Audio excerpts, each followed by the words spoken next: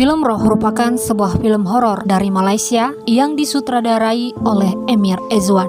Film yang dirilis pada tahun 2019 ini bergerak dengan sangat sunyi dari kisah tentang keluarga kecil yang hidup mengasingkan diri di tengah hutan pedalaman. Mak diperankan oleh Farah Ahmad sebagai orang tua tunggal, memilih untuk membesarkan kedua anaknya, Alung yang diperankan oleh Mia Farhana dan Angah yang diperankan oleh Harith Haziq.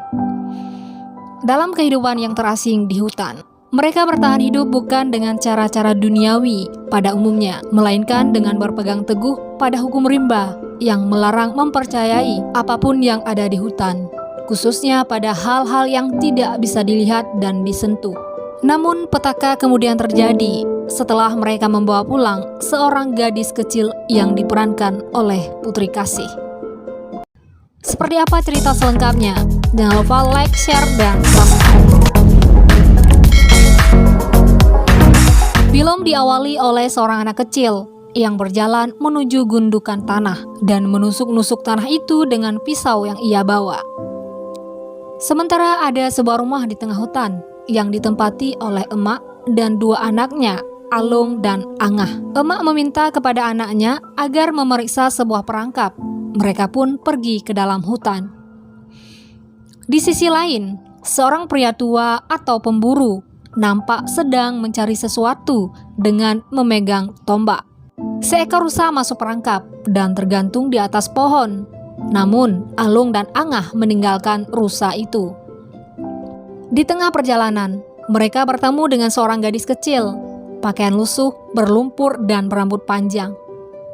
Gadis itu pun dibawa pulang oleh mereka ke rumahnya dan bertemu emak.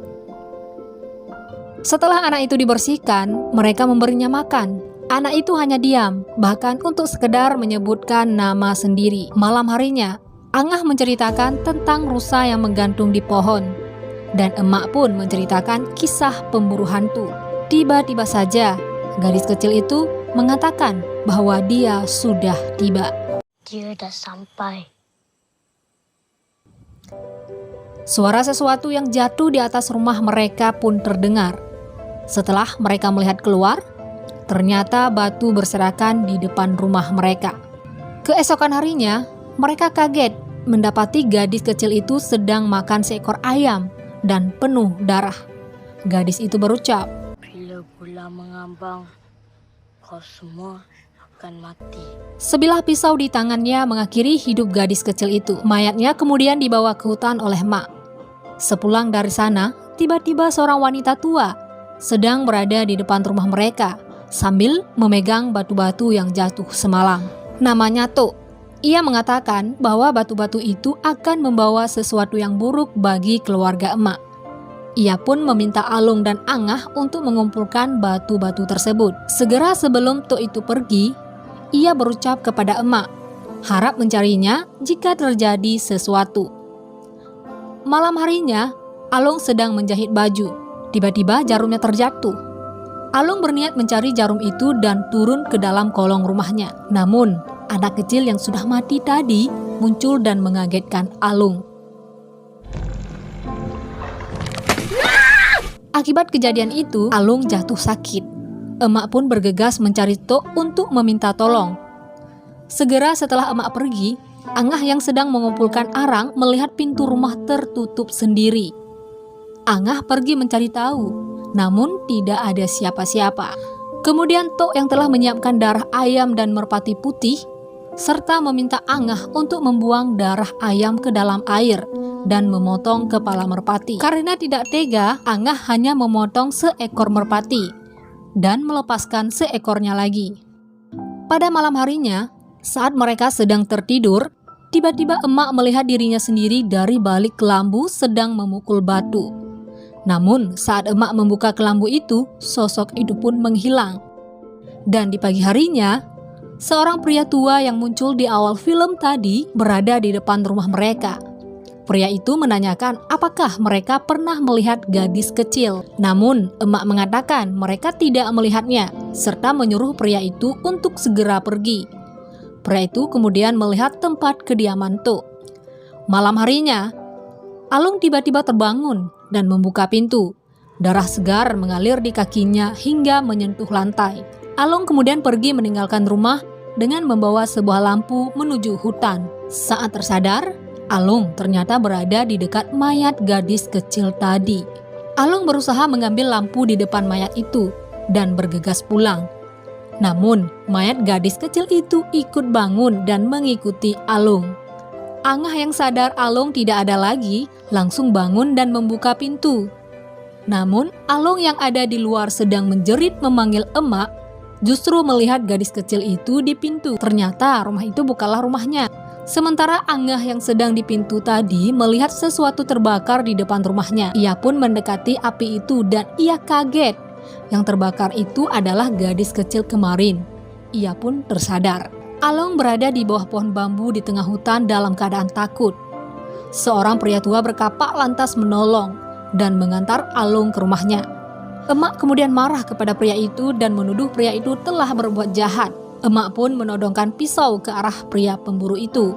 Dan ternyata pisau itu adalah milik gadis kecil tadi. Sang pemburu menyadarinya. Akhirnya mereka pun mengakui pernah melihat gadis kecil itu dan memberitahukan di mana mayat gadis kecil itu. Alung meminta emak untuk meninggalkan rumah. Tapi emak menolaknya dan meninggalkan Alung sendiri di rumah. Alung tiba-tiba melihat jarum di lantai dengan mata jarum mengarah ke atas. Dari tempat duduk emak mendengar suara dentuman berulang-ulang dari dalam rumah. Saat dilihat, ternyata Alung membenturkan kepalanya pada jarum tadi dan membuat dahinya bolong. Emak histeris karena Alung meninggal dunia. Pria pemburu tadi menangis sambil memeluk mayat gadis kecil tadi. Ternyata gadis kecil itu adalah anaknya. Di sisi lain, Angah baru saja mengambil air. Tiba-tiba dia melihat seorang serupa Alung dan menyuruhnya untuk lari. Di rumah, emak bertanya kepada Tok tentang asal dari si pemburu itu. Kemudian Tok menjawab bahwa pria pemburu itu berasal dari kampung seberang dan gadis kecil itu bukanlah gadis sembarangan. Pemburu sedang melakukan ritual untuk membangkitkan anaknya dengan cara meneteskan darah di mulut mayat gadis kecil itu. Sementara Tok juga melakukan ritual dan melihat ke atas bukit. Ada serupa Alung di sana. Gadis kecil itu berhasil bangkit dan pria pemburu itu meminta sesuatu padanya.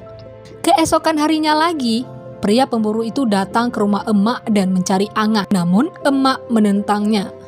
Si pemburu berusaha agar emak percaya kepadanya. Namun dari dalam rumah keluar Tok dan meragukan apa yang diucapkan pria pemburu itu.